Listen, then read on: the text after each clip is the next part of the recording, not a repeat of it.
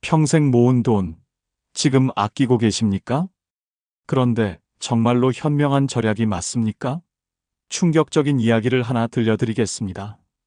78세 박 어르신은 철저한 절약가였습니다. 건강검진은 돈 낭비라며 거부하셨고, 병원비 아낀다고 약도 끊으셨습니다. 음식도 가장 싼 것만 드시고, 난방비 아낀다며 한겨울에도 내복만 껴입고 지내셨습니다. 그렇게 5년을 아끼며 사신 결과가 무엇이었을까요?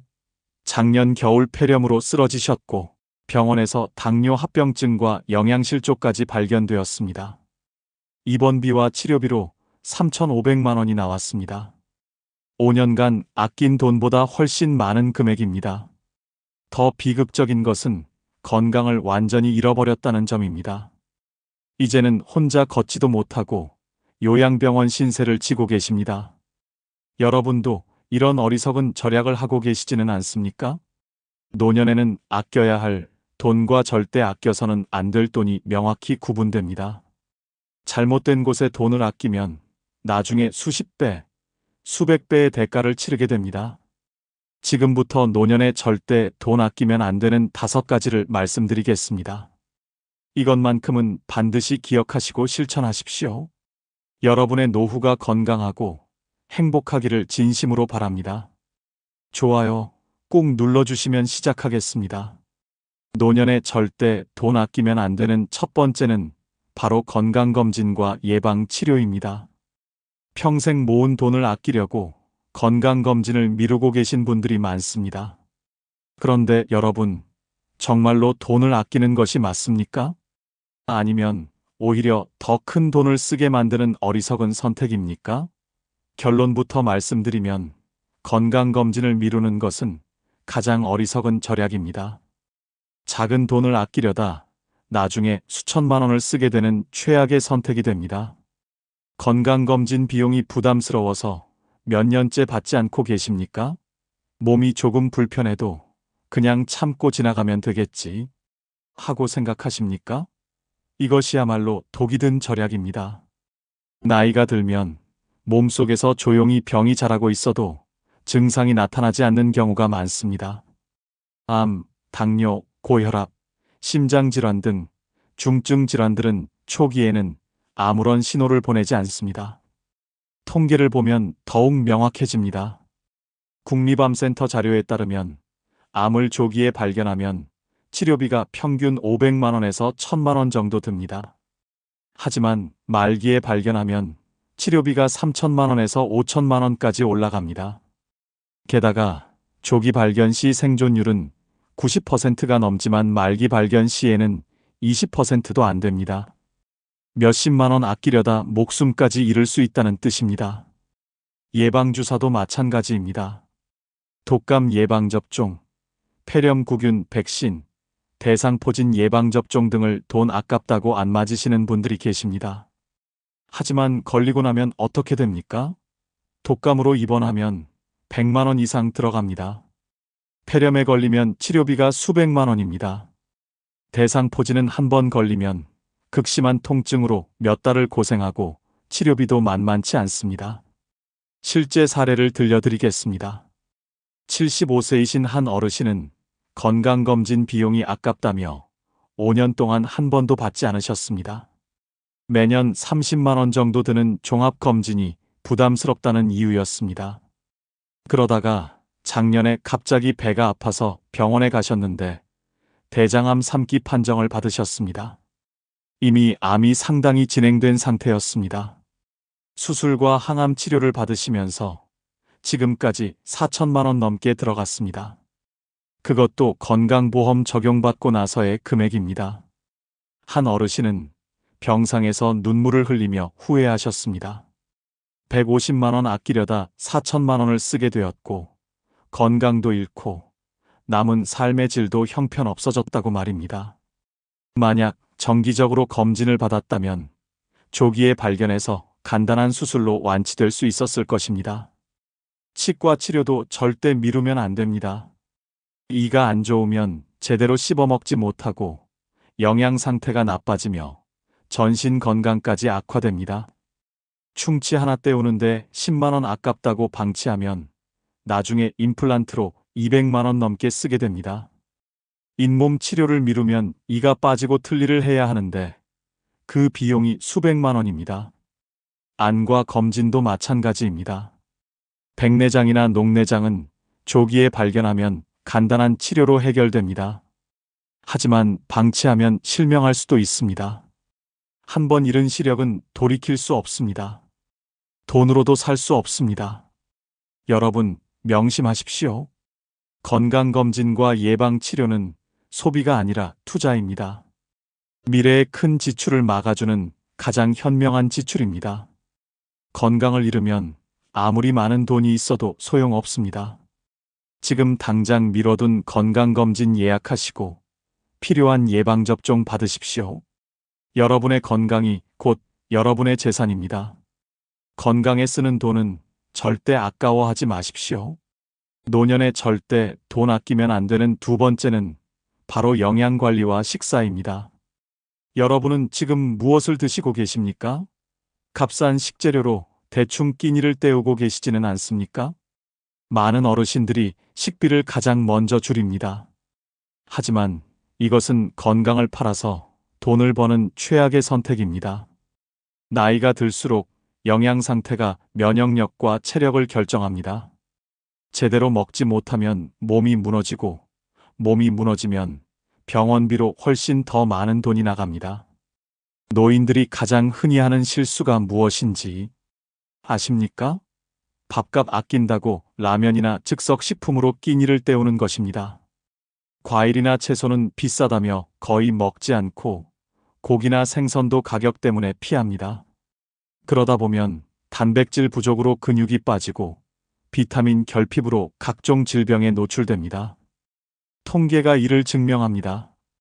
보건복지부 조사에 따르면 65세 이상 노인의 42%가 영양 불균형 상태이며 이 중 절반 이상이 경제적 이유로 제대로 된 식사를 하지 못한다고 답했습니다. 영양실조 상태의 노인은 정상적인 식사를 하는 노인보다 입원율이 3배 이상 높고 사망률도 2배 가까이 높습니다. 식비 아끼려다 목숨을 걸고 있는 셈입니다. 단백질은 특히 중요합니다. 나이가 들면 근육이 자연스럽게 줄어드는데 단백질 섭취가 부족하면 근육 손실이 가속화됩니다. 근육이 없으면 넘어지기 쉽고 한번 넘어지면 골절로 이어집니다. 골절되면 입원하고 입원하면 수백만 원이 나갑니다. 고기나 생선값 아끼려다 병원비로 수십 배를 쓰게 되는 것입니다. 실제 사례를 말씀드리겠습니다. 72세 이 할머니는 남편을 여의고 혼자 사시면서 식비를 극도로 아끼셨습니다. 하루에 5천 원 이내로 식사를 해결하셨는데 주로 라면이나 김치, 된장찌개로 끼니를 때우셨습니다. 과일은 한 달에 한두 번, 고기는 몇 달에 한 번 드실까 말까였습니다. 그렇게 2년을 지내시다가 어느 날 계단에서 미끄러져 넘어지셨습니다. 병원에 가보니 대퇴골 골절이었습니다. 수술을 받으셔야 했는데 검사 결과 심각한 영양실조와 골다공증이 발견되었습니다.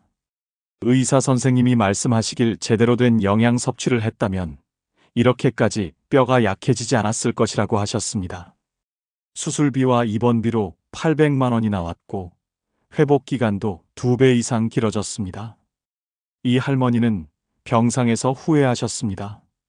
식비로 한 달에 10만 원만 더 썼어도 이런 일은 없었을 것이라고 말입니다. 2년간 식비로 아낀 돈이 240만 원 정도인데 병원비로 800만 원을 쓰게 된 것입니다. 영양제도 마찬가지입니다. 비타민이나 칼슘제가 비싸다고 안 드시는 분들이 많은데 이것도 어리석은 절약입니다.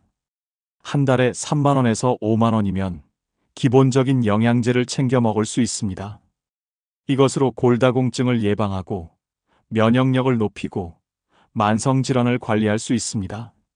신선한 식재료에 투자하십시오. 제철 과일과 채소를 충분히 드시고 단백질 섭취를 위해 고기, 생선, 계란, 두부를 자주 드십시오. 하루 3끼를 제대로 챙겨 드시는 것이 가장 확실한 건강 투자입니다. 식비 아낀다고 컵라면으로 끼니 때우지 마십시오. 그것은 절약이 아니라 자살 행위입니다. 지금 당장 냉장고를 열어보십시오. 신선한 식재료로 가득 차 있습니까? 아니라면 오늘부터라도 장을 보러 가십시오. 여러분의 식탁이 여러분의 수명을 결정합니다. 식비만큼은 절대 아끼지 마십시오. 노년에 절대 돈 아끼면 안 되는 세 번째는 바로 주거 환경과 안전 설비입니다. 여러분이 사시는 집은 안전합니까? 아니면 사고가 일어나기를 기다리는 위험한 공간입니까? 많은 어르신들이 집 수리나 안전, 설비에 돈 쓰는 것을 아까워합니다. 하지만 낡은 집에서 버티다가 큰 사고를 당하면 그때는 이미 늦습니다.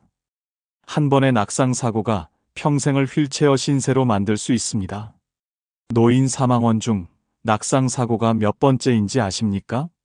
질병관리청 통계에 따르면 65세 이상 노인 사고 사망원인 1위가 바로 낙상입니다. 매년 3만 명 이상의 노인이 낙상으로 병원에 실려가며 이 중 15%는 사망에 이릅니다. 더 충격적인 것은 낙상 사고의 70% 이상이 집 안에서 발생한다는 사실입니다. 욕실 바닥이 미끄럽거나 계단에 손잡이가 없거나 조명이 어두워서 생기는 사고들입니다. 욕실을 생각해 보십시오. 바닥이 미끄러워도 그냥 조심하면 된다고 생각하십니까? 절대 그렇지 않습니다. 나이가 들면 균형 감각이 떨어지고 반사신경이 둔해집니다. 아무리 조심해도 한순간의 실수로 크게 다칠 수 있습니다. 미끄럼 방지 매트 깔고 안전 손잡이 설치하는데 30만 원에서 50만 원이면 충분합니다. 이 돈이 아깝습니까? 계단도 마찬가지입니다. 손잡이 없는 계단은 시한폭탄과 같습니다. 계단 손잡이 설치하는데 20만 원에서 40만 원 정도면 됩니다. 이것으로 여러분의 목숨을 지킬 수 있습니다. 조명도 중요합니다. 어두운 곳에서 넘어지는 사고가 얼마나 많은지 아십니까? 센서 등을 설치하면 밤에 화장실 가는 길도 안전해집니다. 보일러와 전기시설도 점검해야 합니다. 낡은 보일러는 일산화탄소 중독 위험이 있고 노후된 전선은 화재로 이어질 수 있습니다. 정기적인 점검과 교체가 필수입니다. 돈 아낀다고 고장난 보일러를 계속 쓰다가 큰 사고가 나면 어떻게 하시겠습니까? 실제로 제가 아는 69세 김어르신의 이야기입니다. 김어르신은 30년 된 빌라에 혼자 사시면서 집 수리를 거의 하지 않으셨습니다. 욕실 바닥이 오래되어 미끄럽고 타일도 깨진 곳이 많았지만 수리비가 아까워 그냥 사셨습니다. 계단 손잡이도 한쪽이 부러져 있었는데 대충 끈으로 묶어서 쓰셨습니다. 지인들이 수리하시라고 권했지만 돈이 아깝다며 거절하셨습니다. 작년 가을 어느 날 새벽 김어르신은 화장실에 가다가 욕실 바닥에서 미끄러져 넘어지셨습니다. 엉덩이를 세게 부딪히셨는데 고관절이 부러졌습니다. 새벽이라 아무도 없어서 바닥에 누워 3시간을 고통 속에서 지내다가 겨우 119에 신고하셨습니다. 병원에 실려가서 고관절 수술을 받으셨는데 수술비와 입원비로 1,200만 원이 나왔습니다. 재활 치료까지 하면 더 들어갑니다. 김 어르신은 병상에서 말씀하셨습니다. 욕실 수리에 100만 원만 썼어도 이런 일은 없었을 것이라고 말입니다. 100만 원 아끼려다 1,200만 원을 쓰고 평생 불편한 몸으로 살아가야 하는 신세가 되신 것입니다. 방안 설비도 중요합니다. 전기세 아낀다고 한겨울에 난방을 안 하거나 약하게 틀면 저체온증에 걸릴 수 있습니다. 매년 겨울마다 홀로 사는 노인이 냉방 사고로 사망하는 뉴스가 나옵니다. 난방비는 절대 아껴서는 안 됩니다. 문턱 제거 공사도 고려하십시오. 집 안문턱에 걸려 넘어지는 노인이 정말 많습니다. 문턱을 없애거나 경사로를 설치하는데 큰 돈이 들지 않습니다. 이런 작은 투자가 큰 사고를 예방합니다. 지금 당장 집안을 둘러보십시오. 위험한 곳이 보이십니까? 미끄러운 바닥, 어두운 복도, 손잡이 없는 계단, 높은 문턱이 있다면 즉시 개선하십시오. 여러분의 안전은 돈으로 살 수 있는 가장 값진 것입니다. 주거 환경과 안전 설비에는 절대 돈을 아끼지 마십시오. 노년에 절대 돈 아끼면 안 되는 네 번째는 바로 사회적 관계 유지와 여가 활동입니다. 여러분은 언제 마지막으로 친구를 만나셨습니까? 취미 생활은 하고 계십니까? 많은 어르신들이 교통비 아낀다고, 회비 아낀다고 집에만 틀어박혀 지냅니다. 하지만 이것은 정신 건강을 망치는 지름길입니다. 사람을 만나지 않고 고립되면 우울증과 치매가 빠르게 찾아옵니다. 그리고 그 치료비는 상상을 초월합니다. 고립된 노년이 얼마나 위험한지 아십니까? 서울대학교 의과대학 연구팀의 조사에 따르면 사회적 고립 상태에 있는 노인은 활발한 사회 활동을 하는 노인보다 치매 발생률이 2.5배 높고 우울증 발생률은 3배 이상 높습니다. 더 충격적인 것은 사회적 관계가 단절된 노인의 사망률이 그렇지 않은 노인보다 50%나 높다는 사실입니다. 친구 한 번 만나는 비용이 아깝다고 집에만 있다가 수명까지 단축되는 것입니다. 교통비를 생각해 보십시오. 버스비 1,500원이 아까워서 친구 만나는 약속을 취소하신 적이 있으십니까? 한 달에 교통비로 5만 원만 쓰면 일주일에 한두 번은 외출할 수 있습니다. 이 돈으로 친구도 만나고 복지관도 가고 문화센터도 다닐 수 있습니다. 이것이 바로 정신 건강에 대한 투자입니다.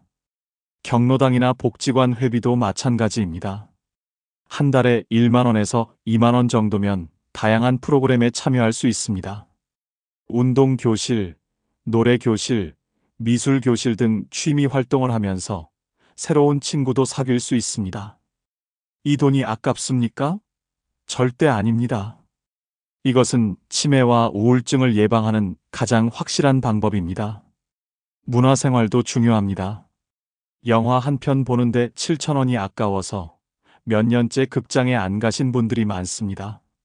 하지만 영화 보고, 공연 보고, 전시회 가는 것이 얼마나 중요한지 아십니까? 문화활동은 뇌를 자극하고 감성을 풍부하게 하며 삶의 활력을 불어넣습니다. 실제 사례를 들려드리겠습니다. 74세 최할아버지는 아내를 여의고 혼자 사시게 되었습니다. 연금으로 생활하시면서 모든 지출을 최소화하셨습니다. 친구들이 만나자고 연락해도 식사비와 교통비가 부담되어 거절하셨습니다. 경로당 회비 2만 원도 아까워서 등록하지 않으셨습니다. TV만 보면서 집에만 계시는 날이 계속되었습니다. 처음 몇 달은 괜찮았지만 시간이 지나면서 말수가 줄어들고 의욕이 없어지셨습니다. 밤에 잠도 제대로 못 주무시고 식욕도 떨어지셨습니다. 1년쯤 지나자 자녀가 방문했을 때 최 할아버지의 상태가 심각하다는 것을 알았습니다. 병원에 모시고 가니 중증 우울증 진단을 받으셨습니다. 정신과 치료를 시작하셨는데 약값과 상담료로 한 달에 30만 원씩 나갔습니다. 1년 동안 360만 원이 들어간 것입니다. 최 할아버지는 자녀에게 말씀하셨습니다. 친구들 만나고 경로당 다니는데 한 달에 10만 원만 썼어도 이렇게 되지 않았을 것이라고 말입니다. 1년간 120만 원 아끼려다가 우울증 치료비로 360만 원을 쓰게 된 것입니다. 게다가 잃어버린 1년의 행복한 시간은 돈으로도 되돌릴 수 없습니다. 운동 프로그램도 참여하십시오. 수영장이나 헬스장 회원권이 부담스러우면 공공체육시설을 이용하십시오. 한 달에 3만 원 정도면 충분히 운동할 수 있습니다. 규칙적인 운동은 신체 건강뿐 아니라 정신 건강에도 엄청난 도움이 됩니다. 여행도 가십시오. 돈 아낀다고 평생 집에만 있다가 언제 세상 구경하시겠습니까? 비싼 해외여행이 부담스러우면 국내 여행부터 시작하십시오. 경로 우대로 할인받을 수 있는 곳도 많습니다. 새로운 곳을 가고 새로운 것을 보는 경험이 뇌를 자극하고 활력을 줍니다. 손주들에게 용돈도 주십시오. 손주가 할아버지 할머니 만나는 것을 좋아하게 만드는 가장 확실한 방법입니다.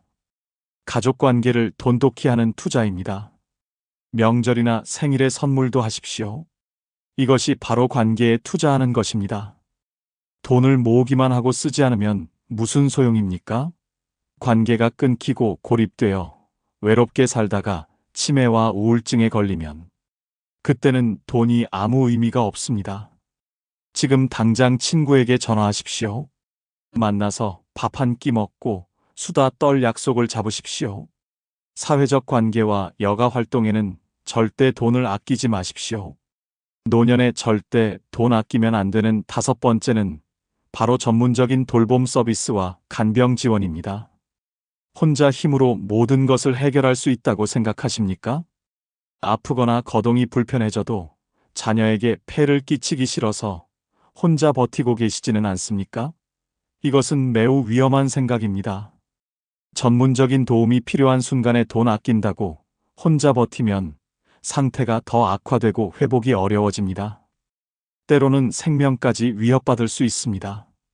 노인 장기요양 서비스를 이용하는 비율이 얼마나 되는지 아십니까? 국민건강보험공단 자료에 따르면 장기요양 등급을 받을 자격이 있는 노인 중 40% 이상이 비용 부담을 이유로 서비스를 제대로 이용하지 않는다고 합니다. 본인 부담금이 아깝다고 참다가 상태가 악화되어 결국 더 큰 비용을 지불하게 되는 악순환이 반복됩니다. 전문가의 도움을 받았다면 빠르게 회복할 수 있었던 것들을 혼자 버티다가 만성화되는 것입니다. 요양보호사 서비스를 생각해 보십시오. 거동이 불편해졌을 때 집에서 도움을 받을 수 있는 서비스입니다. 목욕, 식사 준비, 청소 등을 도와주는데 본인 부담금은 하루 몇천 원에서 1만 원 정도입니다. 이 돈이 아까워서 더러운 옷을 그대로 입고 제대로 씻지도 못하고 낙상 위험을 감수하면서 혼자 모든 것을 하시겠습니까? 방문 간호 서비스도 마찬가지입니다. 만성질환이 있거나 수술 후 회복 중일 때 간호사가 집으로 방문해서 상태를 체크하고 관리해 줍니다. 이것도 본인 부담금이 적은데 돈 아깝다고 안 받으시는 분들이 많습니다. 그러다가 합병증이 생기거나 상태가 악화되어 응급실에 실려가면 그때는 수백만 원이 들어갑니다. 물리치료나 재활치료도 절대 아껴서는 안 됩니다. 무릎이 아프거나 허리가 아플 때 치료를 제대로 받지 않고 방치하면 나중에는 걷지도 못하게 됩니다. 한 번에 몇만 원 하는 물리치료가 아까워서 참다가 나중에 수술하고 입원하면 수천만 원이 듭니다. 실제 사례를 말씀드리겠습니다. 80세이신 할머니는 뇌졸중으로 쓰러지셨다가 다행히 수술을 잘 받고 퇴원하셨습니다. 의사 선생님이 재활치료를 꾸준히 받아야 한다고 강조하셨지만 신할머니는 비용이 부담되어 몇 번만 받고 중단하셨습니다.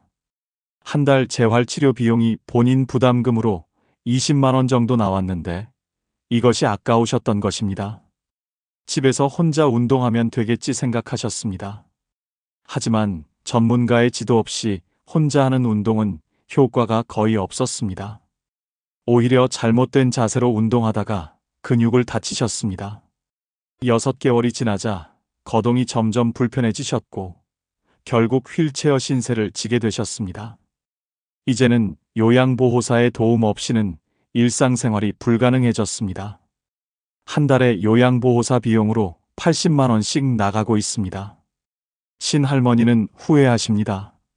처음 6개월 동안 재활치료에 120만 원만 투자했다면 지금처럼 되지 않았을 것이라고 말입니다.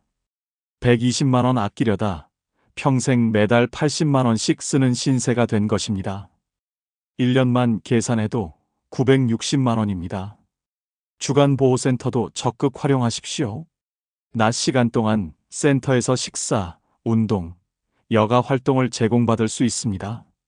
본인 부담금이 하루 5천 원에서 1만 원 정도인데 이것으로 건강관리도 하고 사회적 교류도 할 수 있습니다. 집에 혼자 있으면 TV만 보다가 치매가 빨리 오지만 센터에 나가면 두뇌 활동이 활발해지고 치매 예방에 큰 도움이 됩니다. 식사 배달 서비스도 고려하십시오. 혼자 요리하기 힘들 때 도시락 배달 서비스를 이용하면 영양가 있는 식사를 할 수 있습니다. 한 끼에 5,000원에서 7,000원 정도인데 이것도 아까워서 라면으로 끼니를 때우시면 건강이 악화됩니다. 응급 안전 서비스에도 가입하십시오. 혼자 사시는 분들은 특히 중요합니다. 넘어지거나 갑자기 쓰러졌을 때 버튼 하나로 119에 신고되는 서비스입니다. 한 달에 1만 원 정도면 되는데 이것이 여러분의 생명을 구할 수 있습니다. 자녀에게 폐 끼치기 싫다는 생각은 이해합니다. 하지만 혼자 버티다가 큰 사고가 나면 자녀들은 더 큰 부담을 안게 됩니다.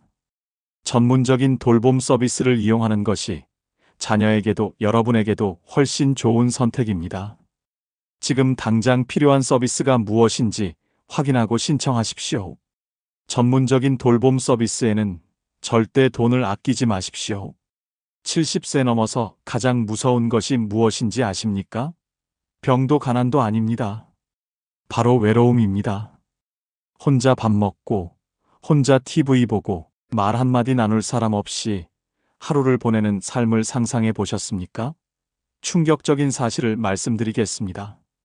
통계청 조사에 따르면 70세 이상 노인 10명 중 6명이 극심한 고독감을 느끼며 살아간다고 합니다. 더 가슴 아픈 것은 이 중 상당수가 자녀도 있고 경제적으로도 문제없는 분들이라는 점입니다. 준비되지 않은 노년은 이렇게 외롭습니다. 하지만 절망하지 마십시오. 지금부터 말씀드리는 5가지만 제대로 준비하면 70세 이후에도 활기차고 의미 있는 삶을 사실 수 있습니다. 외로움은 나이 때문이 아니라 준비 부족 때문입니다. 오늘 이 영상이 여러분의 노후를 완전히 바꿔놓을 것입니다. 끝까지 집중해서 들어주십시오.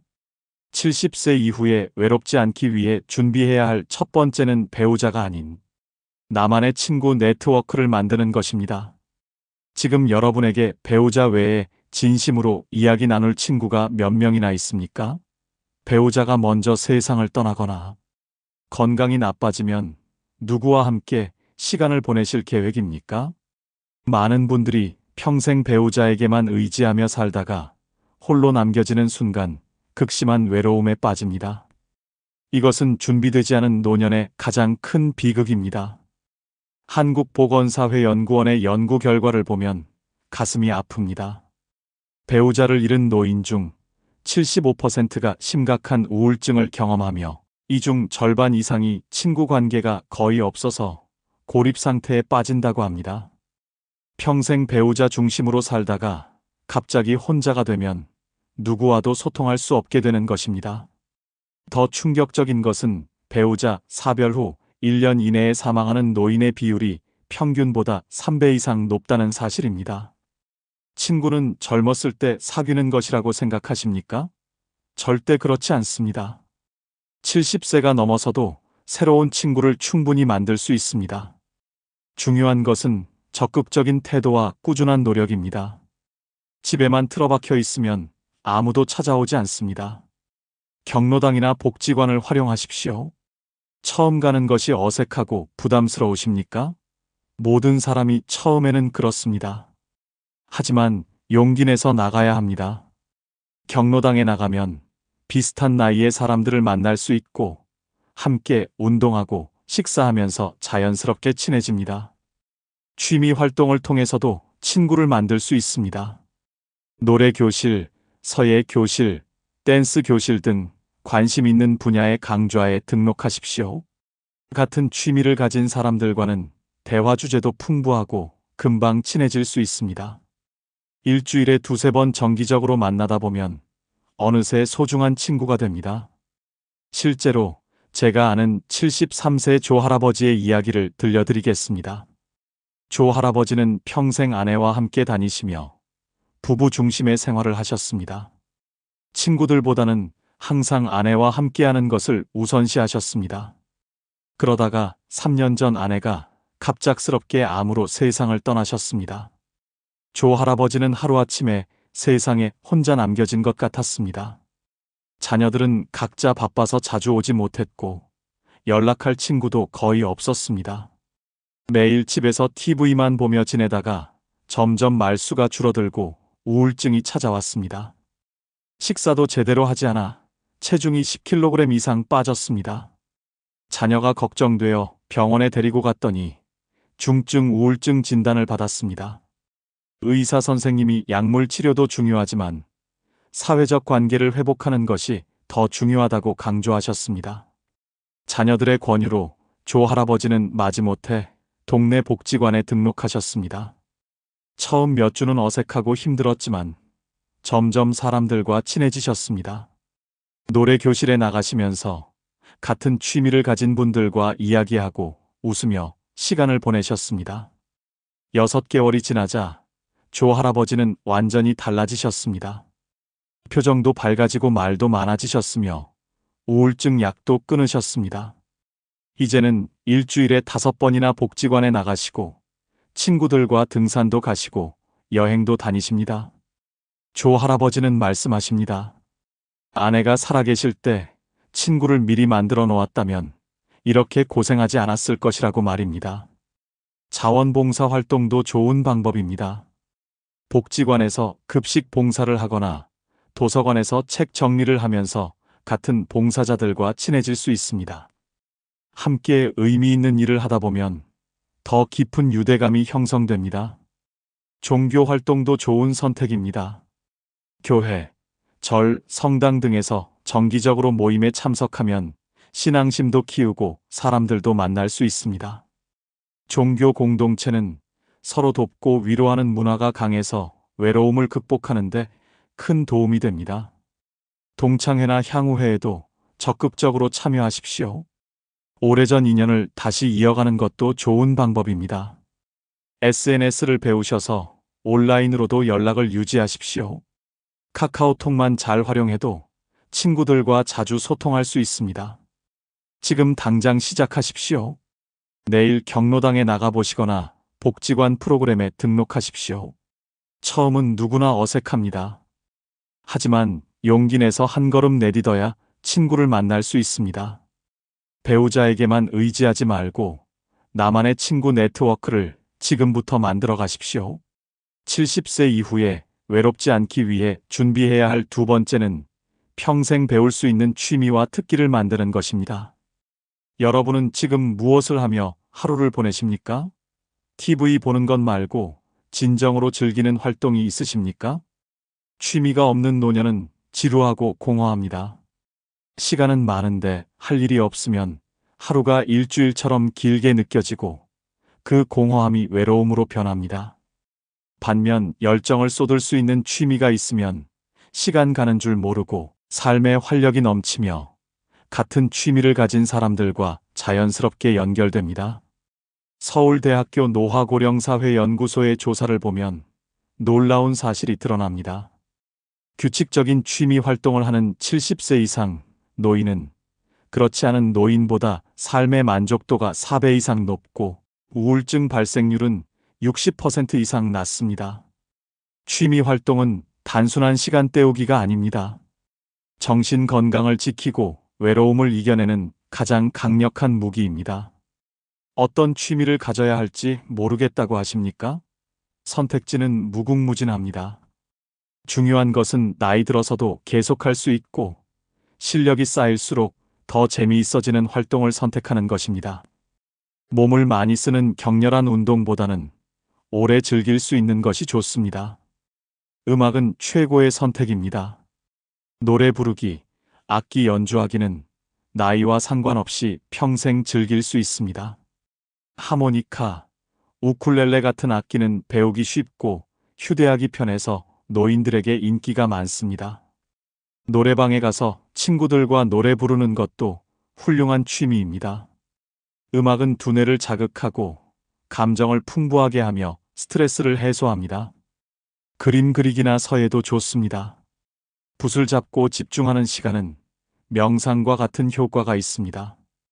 실력이 늘면서 작품이 완성되는 즐거움은 큰 성취감을 줍니다. 전시회에 출품하거나 친구들과 작품을 나누는 재미도 있습니다. 정원 가꾸기나 화초 키우기는 생명을 돌보는 활동입니다. 씨앗을 심고 물을 주며 자라는 모습을 지켜보는 것은 큰 기쁨입니다. 베란다에서도 충분히 할 수 있고 수확한 채소나 아름다운 꽃을 이웃과 나누면서 관계도 돈독해집니다.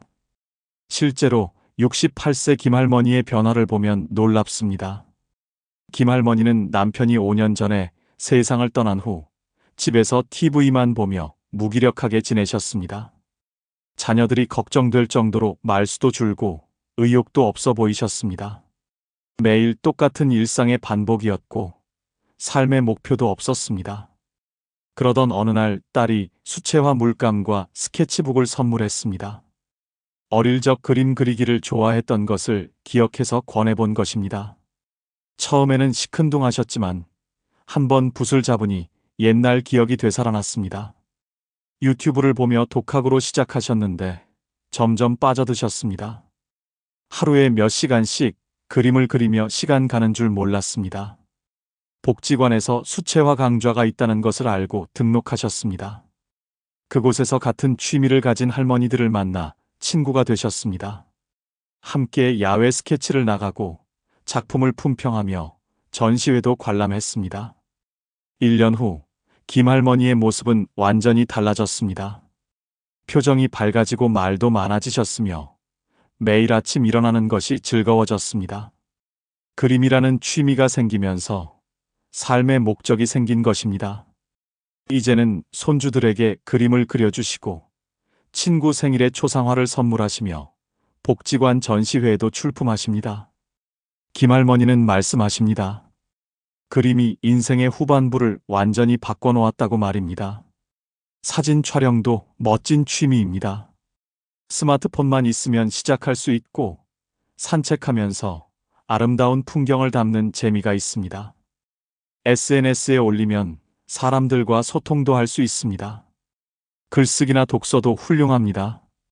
자서전을 쓰거나 손주들에게 편지를 쓰는 것도 의미 있는 활동입니다. 독서 모임에 참여하면 책을 읽고 토론하면서 지적 자극도 받고 친구도 사귈 수 있습니다. 요리나 제과도 좋은 선택입니다. 새로운 레시피에 도전하고 가족이나 친구에게 대접하는 즐거움이 있습니다. 유튜브에 요리 영상도 많아서 배우기 쉽습니다. 등산이나 걷기 같은 운동도 훌륭한 취미입니다. 등산 동호회에 가입하면 정기적으로 산에 오르면서 건강도 챙기고 친구도 사귈 수 있습니다. 만보기를 차고 매일 걷기 목표를 세우는 것도 좋습니다. 바둑이나 장기 같은 두뇌 게임도 추천합니다. 경로당에 가면 바둑 두는 분들이 많습니다. 함께 두면서 자연스럽게 대화하고 친해집니다. 지금 당장 시작하십시오. 관심 있는 분야의 강좌를 찾아보시고 등록하십시오. 처음부터 잘할 필요 없습니다. 서툴러도 괜찮습니다. 중요한 것은 즐기는 마음과 꾸준함입니다. 취미가 있으면 외롭지 않습니다. 평생 배우고 성장할 수 있는 나만의 특기를 지금부터 만들어 가십시오. 70세 이후에 외롭지 않기 위해 준비해야 할 세 번째는 디지털 소통 능력을 익히는 것입니다. 스마트폰을 제대로 활용하고 계십니까? 아니면 전화 받는 것 외에는 거의 사용하지 않으십니까? 많은 어르신들이 디지털 기기를 어려워하며 멀리합니다. 하지만 이것은 현대 사회에서 스스로를 고립시키는 선택입니다. 요즘 세상은 온라인으로 연결되어 있습니다. 디지털 소통 능력이 없으면 자녀, 손주, 친구들과의 연결고리가 약해지고 점점 외로워집니다.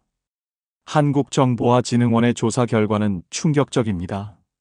70세 이상 노인 중 스마트폰을 적극적으로 활용하는 사람은 28%에 불과하며 나머지 72%는 기본 기능조차 제대로 사용하지 못한다고 합니다. 더 심각한 것은 디지털 소외로 인한 고립감이 우울증과 직접적인 연관이 있다는 점입니다. 디지털 소통 능력이 있는 노인과 없는 노인의 사회적 연결망. 크기가 3배 이상 차이 난다는 연구 결과도 있습니다. 카카오톡만 잘 사용해도 세상이 달라집니다. 자녀들은 바빠서 자주 전화하기 어렵지만 카톡으로는 수시로 안부를 물을 수 있습니다. 손주들도 전화보다는 메시지로 소통하는 것을 편하게 느낍니다. 사진을 보내고 받으면서 서로의 일상을 공유할 수 있습니다. 카톡 단체방을 만들면 가족들과 실시간으로 대화할 수 있고 멀리 떨어져 있어도 가까이 느껴집니다. 영상통화는 더욱 강력합니다. 얼굴을 보며 이야기하면 전화보다 훨씬 친밀감이 느껴집니다. 해외에 있는 자녀나 손주와도 무료로 얼굴 보며 대화할 수 있습니다.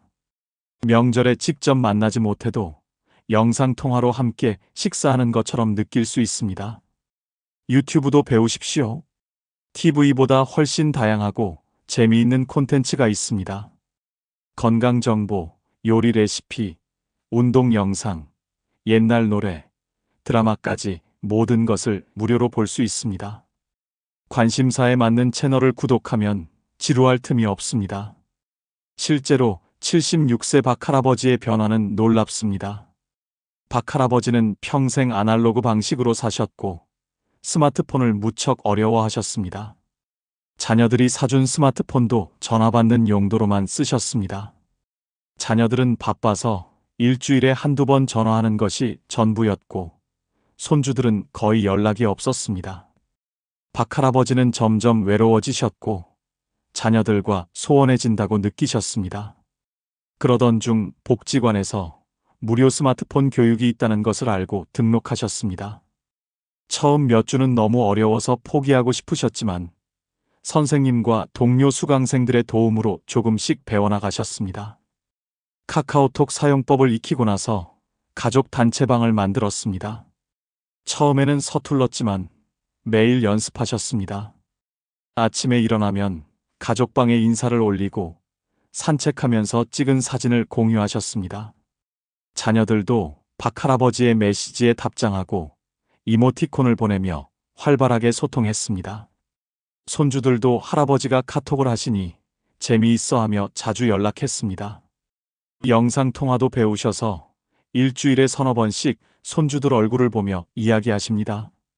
미국에 사는 큰아들과도 시차를 맞춰 영상통화를 하시는데 손주가 학교 숙제하는 모습도 보고 함께 저녁 식사하는 것처럼 대화하십니다. 박할아버지는 말씀하십니다. 스마트폰 배운 것이 인생 후반기 최고의 선택이었다고 말입니다. 이제는 외롭지 않고 매일 가족들과 연결되어 있다는 느낌이 든다고 하십니다. 네이버나 구글 검색도 활용하십시오. 궁금한 것이 있을 때 바로 찾아볼 수 있습니다. 건강정보, 날씨, 뉴스, 맛집 정보까지 모든 것을 손안에서 확인할 수 있습니다. 지도 앱을 배우면 길 찾기도 쉽고 대중교통 이용도 편해집니다. 온라인 쇼핑도 도전해 보십시오. 무거운 물건을 직접 들고 다니지 않아도 집까지 배송됩니다. 시장보다 저렴한 경우도 많고 선택의 폭도 넓습니다. 은행 앱을 사용하면 은행에 직접 가지 않아도 송금하고 잔액 확인할 수 있습니다. SNS도 시작해 보십시오. 페이스북이나 인스타그램에서 옛 친구들을 다시 찾을 수 있습니다. 여행 사진이나 일상을 공유하면서 멀리 떨어진 사람들과도 연결될 수 있습니다. 같은 관심사를 가진 사람들의 모임도 온라인에 많습니다. 어렵다고 포기하지 마십시오. 처음에는 누구나 서툽니다. 복지관이나 도서관에서 무료 교육을 많이 합니다. 자녀들에게 부탁해서 천천히 배우십시오. 손주들에게 가르쳐달라고 하면 좋아하며 알려줍니다. 함께 배우는 과정 자체가 소통이 됩니다. 디지털 세상은 무한한 가능성을 열어줍니다. 나이 때문에 포기하지 마십시오. 90세 할머니도 유튜버가 되는 시대입니다. 지금 당장 스마트폰을 꺼내서 카카오톡 연습부터 시작하십시오. 디지털 소통 능력은 외로움을 이기는 가장 현대적이고 효과적인 방법입니다. 70세 이후에 외롭지 않기 위해 준비해야 할 네 번째는 봉사활동이나 사회 참여를 통해 나의 존재 가치를 확인하는 것입니다. 여러분은 지금 누군가에게 필요한 사람입니까? 아니면 쓸모없어졌다고 느끼며 살고 계십니까? 나이가 들면서 가장 힘든 것 중 하나가 바로 무용감입니다. 직장에서 은퇴하고 자녀들이 독립하고 사회적 역할이 사라지면 나는 이제 필요 없는 사람이라는 생각이 듭니다. 이런 무력감이 외로움을 더욱 깊게 만듭니다. 하지만 봉사활동을 통해 누군가를 돕고 사회에 기여하면 내가 여전히 쓸모있는 존재라는 것을 확인할 수 있습니다. 중앙자원봉사센터의 통계를 보면 희망이 보입니다. 정기적으로 봉사활동에 참여하는 70세 이상 노인은 그렇지 않은 노인보다 삶의 만족도가 5배 이상 높고 자존감 수치도 2배 이상 높습니다. 봉사활동을 하는 노인의 83%가 봉사를 통해 삶의 의미를 다시 찾았다고 답했습니다. 누군가를 돕는 행위가 결국 자신을 돕는 가장 확실한 방법인 것입니다. 어떤 봉사를 할 수 있을까 고민되십니까? 선택지는 생각보다 많습니다. 거창한 것이 아니어도 됩니다. 작은 것부터 시작하면 됩니다. 복지관에서 급식 배식 봉사를 하거나 독거노인 말벗이 되어주거나 어린이집에서 동화책을 읽어주는 것도 훌륭한 봉사입니다. 급식 봉사는 가장 쉽게 시작할 수 있습니다. 일주일에 한두 번 복지관이나 무료 급식소에 가서 음식을 나눠주는 일입니다. 함께 봉사하는 사람들과도 친해지고 식사를 받는 어르신들에게 감사 인사를 들으면 보람을 느낍니다. 내가 누군가에게 도움이 되고 있다는 확신이 듭니다. 독거노인 말벗 봉사도 의미 있습니다. 나보다 더 외로운 어르신을 정기적으로 방문해서 이야기를 나누고 안부를 확인합니다. 상대방도 좋지만 본인에게도 큰 도움이 됩니다. 내가 외롭다고 생각했는데 더 외로운 사람이 있다는 것을 알게 되고 그분을 위로하면서 본인도 위로받습니다. 실제로 71세 윤 할머니의 변화는 감동적입니다. 윤 할머니는 5년 전 남편과 사별한 후 우울증에 시달리셨습니다. 자녀들은 외국에 살고 있어서 자주 만날 수 없었고 집에서 혼자 지내는 시간이 너무 길었습니다. 매일 남편 생각만 하며 눈물 흘리고 삶의 의욕을 완전히 잃으셨습니다. 약을 먹어도 우울증은 나아지지 않았고 심지어 살고 싶지 않다는 생각까지 하셨습니다. 그러던 어느 날 교회 목사님이 어린이집 봉사를 권유하셨습니다. 처음에는 거절하셨지만 목사님의 간곡한 부탁에 마지못해 나가셨습니다. 어린이집에서는 할머니가 아이들에게 동화책을 읽어주고 함께 놀아주는 역할이었습니다. 첫날 아이들을 만났을 때 윤 할머니는 충격을 받으셨습니다. 아이들이 할머니를 보자마자 환하게 웃으며 달려왔고 손을 잡고 떨어지지 않으려 했습니다. 동화책을 읽어주니 아이들이 눈을 반짝이며 집중했고 이야기가 끝나면 박수를 쳤습니다. 윤 할머니는 그날 오랜만에 웃었습니다. 그 후로 일주일에 3번씩 어린이집에 나가셨습니다. 아이들은 할머니가 오는 날을 손꼽아 기다렸고 할머니도 아이들을 만나는 것이 삶의 낙이 되었습니다. 아이들이 그린 그림을 선물로 받고 꼭 안아주며 사랑한다고 말하는 순간들이 윤 할머니를 치유했습니다. 1년 후 윤 할머니는 우울증 약을 완전히 끊으셨고 표정도 밝아지셨습니다.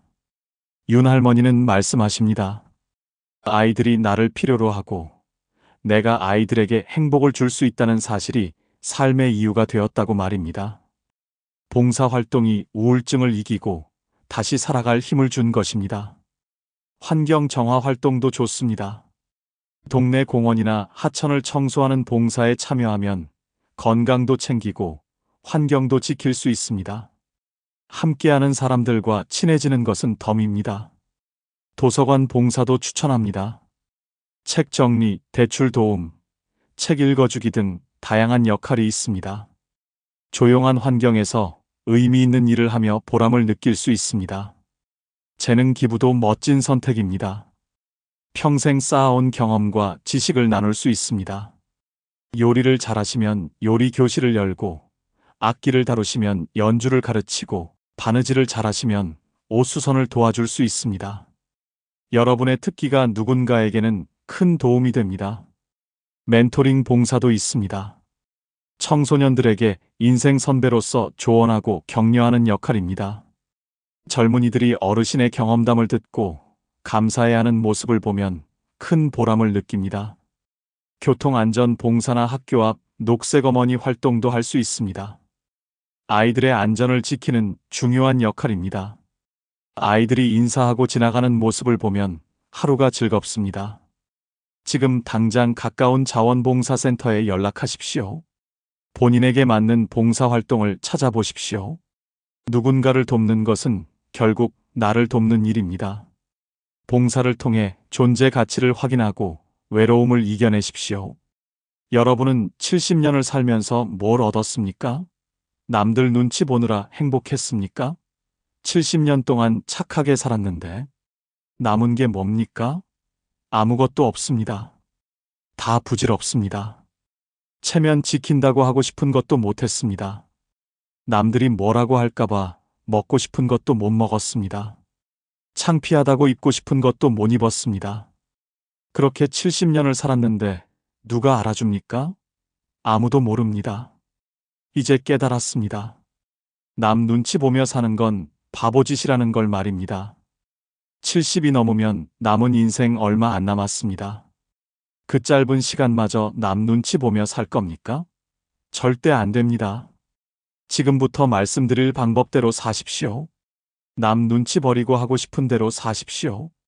70부터는 완전히 다르게 살아야 합니다. 남은 인생, 여러분 마음대로 사십시오. 먼저 좋아요 눌러주세요. 70부터는 싫은 사람 만나지 마십시오. 이게 첫 번째입니다. 여러분은 아직도 싫은 사람을 억지로 만나고 계십니까? 불편한 친척, 자랑만 하는 친구, 무시하는 동창, 이런 사람들과 의무적으로 어울리십니까? 이제 그만하십시오. 70이 넘으면 싫은 사람 만날 시간이 없습니다. 평생 참았습니다. 어른이니까 예의상, 체면상, 이런 이유로 싫은 사람도 만났습니다. 웃으며 견뎠습니다. 하지만 스트레스였습니다. 집에 오면 피곤했습니다. 왜 이렇게 살았을까요? 남 눈치 봤기 때문입니다.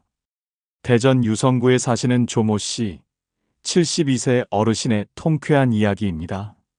조 씨는 평생 의무적인 만남을 지켰습니다. 싫은 친척 모임도 빠지지 않고 나갔습니다. 자랑만 하는 동창회도 참석했습니다. 무시하는 친구도 만났습니다. 착한 사람으로 살려고 노력했습니다. 그런데 70세 생일날 조 씨는 깨달았습니다. 이 사람들 중에 진짜 나를 위하는 사람이 있나, 내가 아파도 찾아올 사람이 있나 생각해보니 한 명도 없었습니다. 다 거칠애였습니다. 의무였습니다. 진짜 친구가 아니었습니다. 조 씨는 결심했습니다. 70부터는 싫은 사람 안 만나겠다고 마음먹었습니다. 친척 모임 초대가 왔습니다. 조 씨는 거절했습니다. 바쁘다고, 몸이 안 좋다고 핑계대지 않았습니다. 솔직하게 말했습니다. 가기 싫다고, 앞으로 안 나가겠다고 말했습니다. 친척들이 발끈했습니다. 무례하다고, 버릇없다고 비난했습니다. 조 씨는 개의치 않았습니다. 뭐라고 하든 상관없었습니다. 자기 인생입니다. 자기 마음대로 살기로 했습니다. 동창회도 그만뒀습니다. 30년 다닌 동창회였습니다. 하지만 만날 때마다 스트레스였습니다. 자랑 듣기 싫었습니다. 비교당하기 싫었습니다. 조 씨는 탈퇴했습니다. 동창들이 섭섭하다고 했습니다. 조 씨는 미안하지 않았습니다. 지금 조 씨는 정말 만나고 싶은 사람들만 만납니다. 편한 친구 서너 명, 이 사람들과만 어울립니다. 스트레스가 없습니다. 만남이 즐겁습니다. 집에 와도 피곤하지 않습니다. 조 씨는 말합니다. 70이 넘으면 싫은 사람 만나지 말라고, 시간 아깝다고 말입니다. 여러분은 어떻습니까? 아직도 싫은 사람을 억지로 만나십니까? 만나고 나면 피곤합니까? 스트레스 받습니까? 그렇다면 이제 그만 만나십시오. 의무감으로 만나지 마십시오. 거절하십시오. 가기 싫은 모임은 거절하십시오. 핑계 대지 마십시오. 솔직하게 말하십시오. 가기 싫다고, 불편하다고 말하십시오. 상대가 화내도 괜찮습니다. 친척 모임 나가지 마십시오. 의무적인 친척 모임 필요 없습니다. 진짜 친한 친척만 만나십시오. 피 한 방울 섞였다고 평생 의무감 가질 필요 없습니다. 동창회 그만두십시오. 자랑만 하고 비교만 하는 동창회 필요 없습니다. 진짜 친구는 동창회밖에 있습니다. 동창이라고 다 친구는 아닙니다. 무시하는 친구 정리하십시오. 여러분을 무시하는 친구 왜 만납니까? 그런 사람은 친구가 아닙니다. 과감히 정리하십시오. 연락 끊으십시오. 불편한 사람 피하십시오. 만나면 기분 나쁜 사람 있습니까? 피하십시오. 같은 경로당 다니면 시간 바꾸십시오. 같은 복지관 다니면 다른 프로그램 선택하십시오. 나쁜 사람으로 보여도 괜찮습니다. 싫은 사람 안 만난다고 나쁜 사람 아닙니다. 오히려 솔직한 사람입니다. 착한 척하는 게 더 나쁩니다. 남은 시간 아까워하십시오. 70이 넘으면 남은 시간이 얼마 없습니다. 그 소중한 시간을 싫은 사람에게 낭비하지 마십시오. 좋아하는 사람과 보내십시오. 좋아하는 사람들과만 어울리십시오. 편한 사람, 웃게 만드는 사람, 위로되는 사람, 이런 사람들과만 시간을 보내십시오. 인생이 행복해집니다. 70부터는 선택하십시오. 누구를 만날지 여러분이 정하십시오. 의무도 없고 강요도 없습니다. 여러분 마음입니다. 싫은 사람 만나지 마십시오. 인생이 너무 짧습니다. 70부터는 하기 싫은 일 거절하십시오. 이게 두 번째입니다. 여러분은 아직도 안 하고 싶은 일을 억지로 하십니까? 자녀 부탁이라고, 친구 부탁이라고, 거절 못하고 다 들어주십니까? 70이 넘으면 그만하십시오. 하기 싫으면 싫다고 말하십시오. 평생 착하게 살았습니다. 부탁받으면 거절 못했습니다. 손주 돌봐달라면 돌봤습니다. 친구가 일 도와달라면 도왔습니다. 동네 일 맡아달라면 맡았습니다. 착한 사람이라는 소리 들었습니다. 하지만 행복했습니까? 아닙니다. 피곤했습니다. 울산 중구에 사시는 김모 씨, 73세 어르신의 반전 이야기입니다. 김 씨는 평생 부탁을 거절하지 못했습니다. 착한 사람으로 유명했습니다. 딸이 손주 봐달라고 하면 봤습니다. 일주일에 닷새를 손주 돌봤습니다. 힘들었지만 참았습니다. 친구가 이사 도와달라고 하면 도왔습니다. 아픈 몸 이끌고 나갔습니다. 경로당에서 총무 맡아달라고 하면 맡았습니다. 귀찮았지만 거절 못했습니다. 김 씨는 항상 바빴습니다. 자기 시간이 없었습니다. 70세 되던 해, 김 씨는 병원에 입원했습니다. 과로로 쓰러졌습니다. 의사가 말했습니다. 쉬어야 한다고, 무리하지 말라고 경고했습니다. 김 씨는 병실에 누워 생각했습니다. 내가 뭐 하려고 이렇게 사나, 남 부탁 들어주느라 내 건강 망쳤구나 깨달았습니다.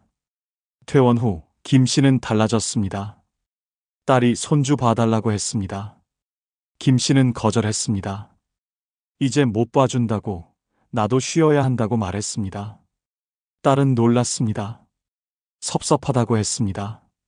하지만 김 씨는 단호했습니다. 친구가 또 부탁했습니다. 김 씨는 거절했습니다. 안 된다고, 하기 싫다고 솔직하게 말했습니다. 친구가 서운해했습니다. 김 씨는 개의치 않았습니다. 경로당 총무도 그만뒀습니다. 다른 사람 시키라고 말했습니다. 지금 김 씨는 자기 시간을 즐깁니다. 하고 싶은 일만 합니다. 손주 보고 싶을 때만 봅니다. 친구 돕고 싶을 때만 돕습니다. 억지로 하지 않습니다. 건강도 좋아졌습니다. 김 씨는 말합니다. 70이 넘으면 하기 싫은 일 거절하라고. 그게 자기를 지키는 길이라고 말입니다. 여러분은 어떻습니까? 아직도 부탁을 다 들어주십니까? 거절 못하고 억지로 하십니까? 나중에 후회하십니까? 70이 넘으면 거절하십시오. 안 된다고 말하십시오. 손주 돌보기 거절하십시오. 자녀가 부탁해도 안 된다고 말하십시오. 여러분도 쉴 권리가 있습니다. 손주 키우는 건 부모 책임입니다. 조부모 의무가 아닙니다. 집안일 도와달라는 것도 거절하십시오. 자녀 집 청소해주고 밑반찬 해주고 이런 거 그만하십시오. 70이 넘어서까지 자녀 뒷바라지 할 필요 없습니다. 돈 빌려달라는 것도 거절하십시오. 친구든 친척이든 거절하십시오. 70이 넘으면 돈 벌 수도 없습니다. 여러분 돈은 여러분이 쓰십시오. 경조사 다 갈 필요 없습니다. 안 친한 사람 경조사 가지 마십시오. 의무감으로 가지 마십시오. 정말 축하하고 위로하고 싶은 사람만 가십시오. 봉사활동 그만두십시오. 의무적으로 하는 봉사 그만두십시오. 하기 싫으면 하지 마십시오. 봉사는 자발적인 겁니다. 억지로 하는 건 봉사가 아닙니다. 모임 간사하지 마십시오. 귀찮은 일 떠맡지 마십시오. 다른 사람 시키십시오. 70이 넘어서까지 꾸준히 할 필요 없습니다. 착한 사람 그만하십시오. 착한 사람은 이용당합니다. 부탁하기 쉬운 사람이 됩니다. 가끔은 나쁜 사람이 되십시오. 거절할 줄 아는 사람이 되십시오. 섭섭해하면 어떻습니까? 거절했다고 섭섭해하는 사람이 있습니까? 그냥 두십시오. 진짜 친구는 이해합니다. 서운해하는 사람은 원래 이용만 하려던 사람입니다. 노라고 말하는 연습을 하십시오. 거절이 어려우면 연습하십시오. 거울 보고 안 된다고 말해 보십시오. 익숙해지면 실제로도 할 수 있습니다. 70부터는 선택하십시오. 하고 싶은 일만 하십시오. 하기 싫으면 거절하십시오. 여러분 인생입니다. 남 위해 희생하지 마십시오. 하기 싫은 일 거절하는 게 자기를 사랑하는 겁니다. 70부터는 하고 싶은 말 다 하십시오. 이게 세 번째입니다. 여러분은 아직도 하고 싶은 말을 참고 계십니까? 불편해도 침묵하십니까? 화나도 참으십니까? 70이 넘으면 그만하십시오. 하고 싶은 말 다 하십시오. 참다가 죽지 마십시오. 평생 참았습니다. 기분 나빠도 괜찮다고 했습니다. 화나도 웃으며 넘어갔습니다. 속으로만 사귀었습니다. 왜 그랬을까요? 착한 사람으로 보이고 싶었습니다. 싸우기 싫었습니다. 관계 깨질까봐 두려웠습니다. 하지만 속은 썩었습니다. 포항 남구에 사시는 박모 씨, 71세 어르신의 시원한 이야기입니다. 박 씨는 평생 말을 참았습니다. 며느리가 무례해도 참았습니다. 친구가 무시해도 참았습니다. 이웃이 피해줘도 참았습니다. 착한 시어머니, 착한 친구, 착한 이웃으로 살았습니다. 그런데 69세 되던 해, 박 씨는 위암 진단을 받았습니다. 의사가 말했습니다. 스트레스가 원인이라고 쌓인 화가 병을 만들었다고 말했습니다. 박 씨는 그제야 깨달았습니다. 참고 사는 게 미덕이 아니라 독이었다는 걸 말입니다. 수술 후 박 씨는 달라졌습니다. 며느리가 또 무례하게 굴었습니다. 박 씨는 이번에는 참지 않았습니다. 그렇게 말하면 기분 나쁘다고, 앞으로 조심하라고 똑똑히 말했습니다. 며느리는 놀랐습니다. 박 씨는 후련했습니다. 친구가 자기 자랑만 했습니다. 박 씨는 말했습니다. 자랑 듣기 싫다고, 내 이야기도 좀 들으라고 직설적으로 말했습니다. 친구가 당황했습니다. 하지만 박 씨는 개의치 않았습니다. 이제는 내 기분이 우선입니다. 이웃이 또 피해를 주었습니다. 밤늦게 시끄럽게 굴었습니다. 박 씨는 찾아가서 말했습니다. 시끄럽다고, 조용히 하라고 분명하게 말했습니다. 이웃이 미안하다고 했습니다. 박 씨는 시원했습니다. 지금 박 씨는 하고 싶은 말을 다 합니다. 참지 않습니다. 불편하면 불편하다고 말합니다. 화나면 화난다고 말합니다. 관계가 깨지면 어떻습니까? 박 씨는 말합니다. 70이 넘으면 하고 싶은 말 다 하라고. 참다가 병 된다고 말입니다. 여러분은 어떻습니까? 아직도 하고 싶은 말을 참으십니까? 속으로만 사귀십니까? 스트레스 받으십니까? 70이 넘으면 참지 마십시오. 말하십시오. 표현하십시오.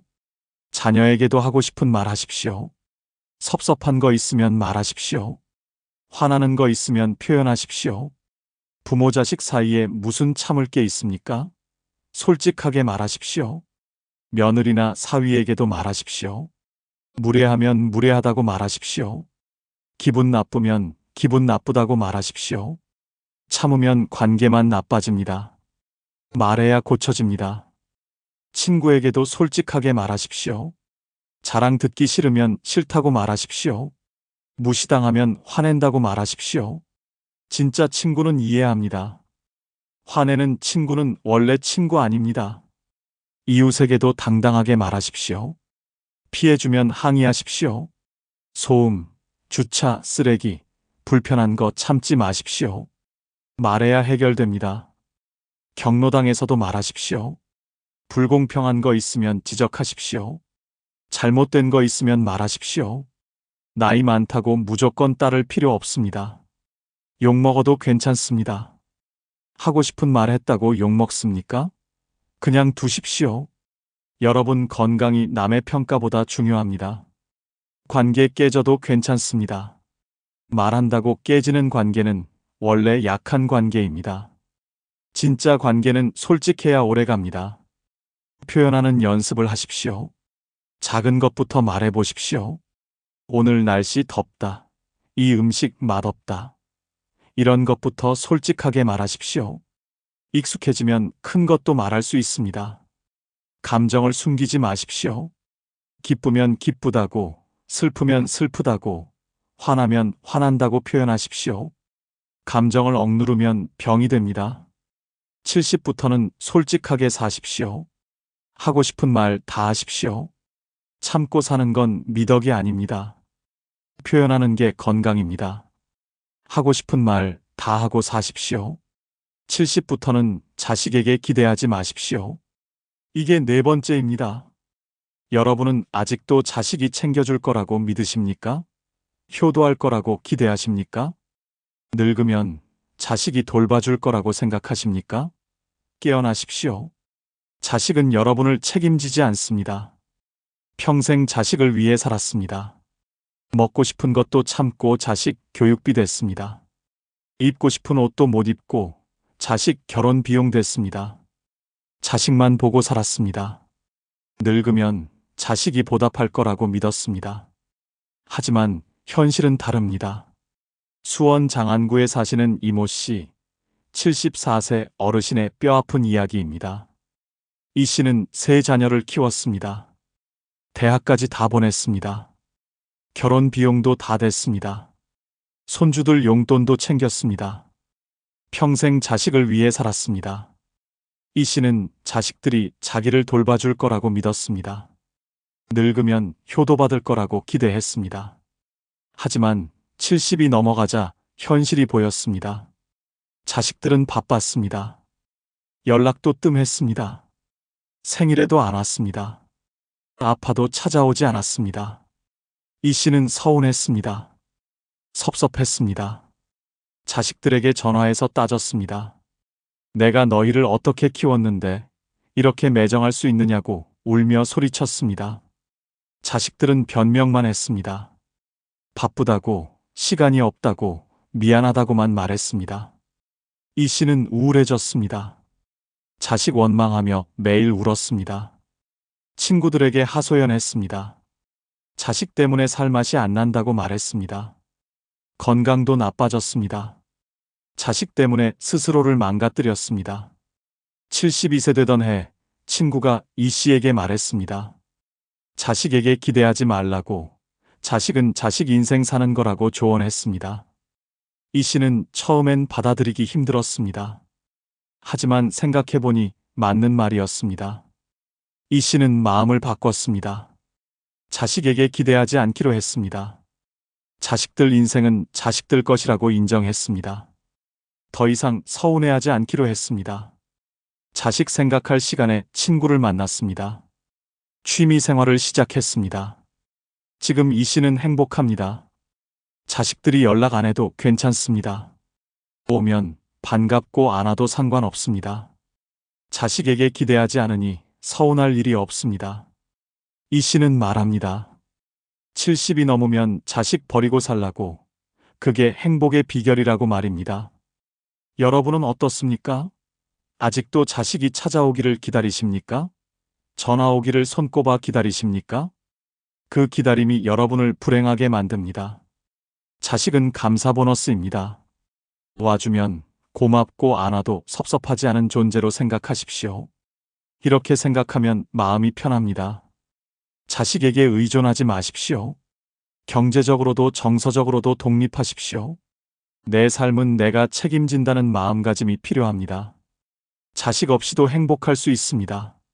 자식에게 베풀지 마십시오. 이제 그만 주십시오. 용돈도 그만, 집안일 도와주기도 그만, 손주 봐주기도 그만하십시오. 여러분 시간과 돈은 여러분을 위해 쓰십시오. 자식 대신 친구를 만드십시오. 자식보다 친구가 더 가깝습니다. 어려울 때 옆에 있어주는 건 자식이 아니라 친구입니다.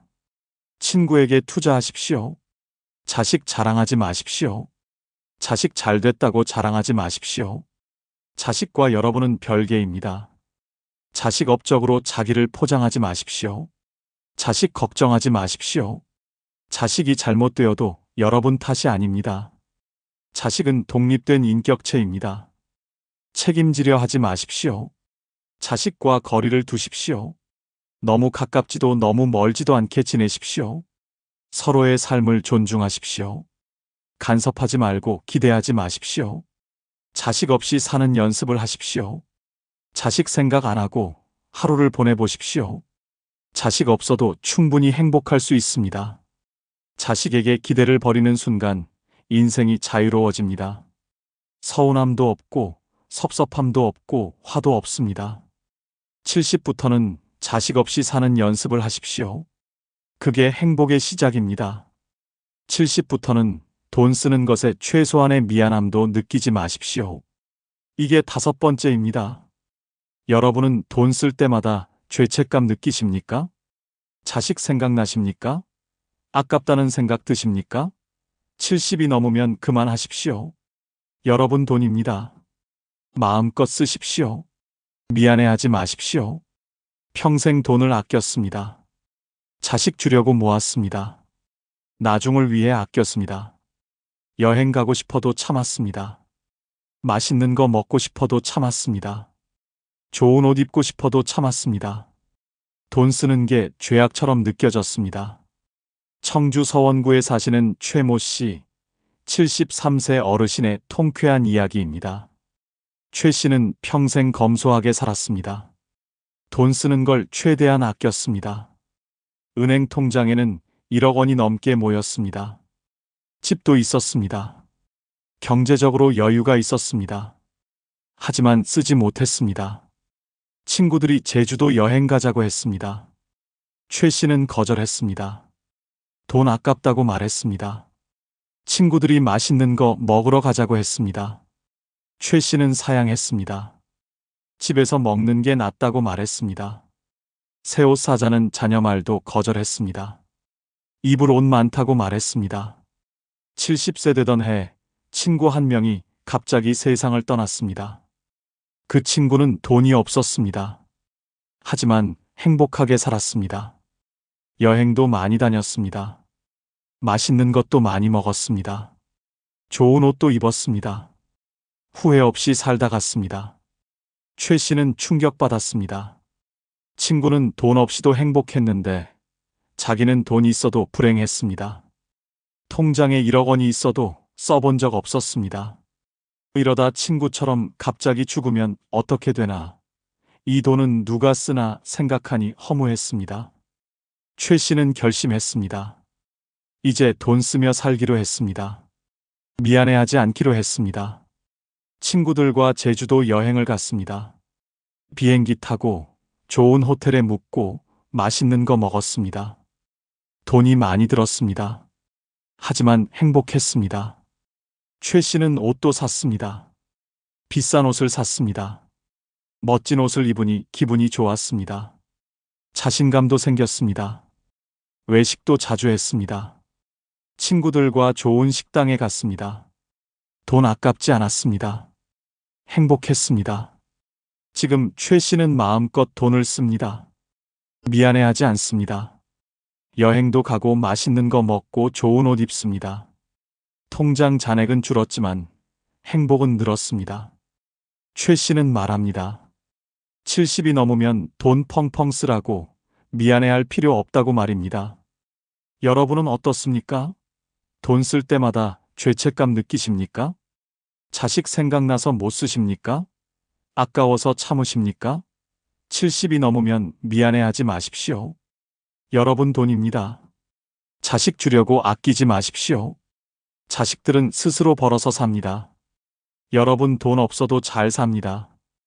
오히려 부모가 행복하게 쓰는 게 자식도 좋아합니다. 나중을 위해 아끼지 마십시오. 나중이 언제입니까? 80세입니까? 90세입니까? 그때 쓸 체력이 있겠습니까?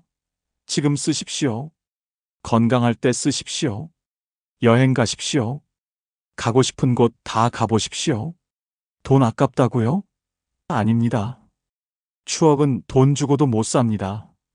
여행의 기억이 남은 인생을 풍요롭게 만듭니다. 맛있는 거 드십시오. 비싼 식당도 가보십시오. 한우도 먹고 회도 먹고 좋은 음식 다 드십시오. 몸이 받아줄 때 먹어야 합니다. 좋은 옷 입으십시오. 비싼 옷 사십시오. 멋지게 꾸미십시오. 70이 넘었어도 멋지고 싶은 건 당연합니다. 돈 아까워서 낡은 옷만 입지 마십시오. 집도 편한 곳으로 옮기십시오. 엘리베이터 있는 아파트로 가십시오. 병원 가까운 곳으로 가십시오. 돈 아까워서 불편한 집에서 살지 마십시오. 건강에 투자하십시오. 좋은 병원 가십시오. 비싼 약이라도 먹어야 하면 드십시오. 건강검진 꼼꼼히 받으십시오. 돈보다 건강이 중요합니다. 취미 생활에 투자하십시오. 악기 배우고 싶으면 악기 사십시오. 골프 치고 싶으면 치십시오. 돈 때문에 포기하지 마십시오. 죄책감 버리십시오. 돈 쓴다고 죄책감 느낄 필요 없습니다. 여러분이 번 돈입니다. 여러분이 모은 돈입니다. 여러분이 쓸 권리가 있습니다. 자식들에게 미안해하지 마십시오. 돈 쓴다고 미안해할 필요 없습니다. 자식들은 부모가 행복한 게 더 좋습니다. 돈 아끼다 불행한 부모보다 돈 쓰며 행복한 부모가 낫습니다. 70부터는 펑펑 쓰십시오. 아깝지 않습니다. 미안할 것도 없습니다. 여러분 돈입니다. 마음껏 쓰십시오. 돈 쓰며 행복하게 사십시오. 그게 진짜 돈을 잘 쓰는 겁니다. 여러분은 늙어서 누가 제일 중요합니까? 자식입니까? 친구입니까? 틀렸습니다. 돈입니다. 돈이 최고입니다. 돈만 있으면 됩니다.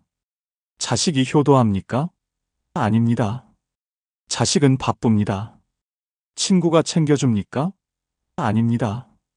친구도 자기 살기 바쁩니다. 결국 혼자입니다. 돈만 있으면 혼자서도 잘 삽니다. 돈 없는 노인은 비참합니다. 자식에게 손 벌립니다. 친구에게 빌립니다.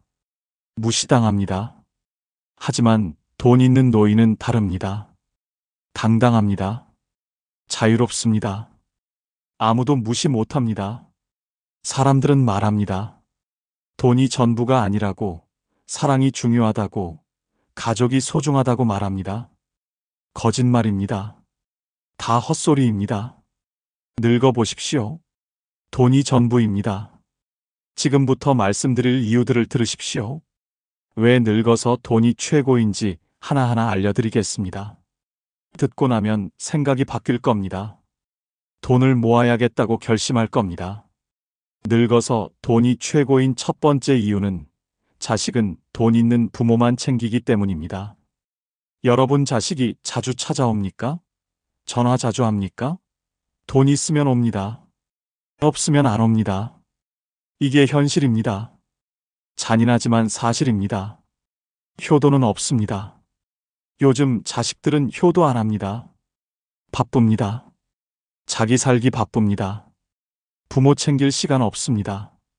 하지만 부모에게 돈이 있으면 다릅니다. 갑자기 효자가 됩니다. 자주 찾아옵니다. 안부 묻습니다. 광주 광산구에 사시는 형제 이야기입니다. 형 이모 씨 75세, 동생 이모 씨 72세입니다. 두 형제는 같은 아파트 단지에 삽니다. 각자 자녀가 둘씩 있습니다. 형은 돈이 없습니다. 퇴직금 다 썼습니다. 집도 전세입니다. 동생은 돈이 많습니다.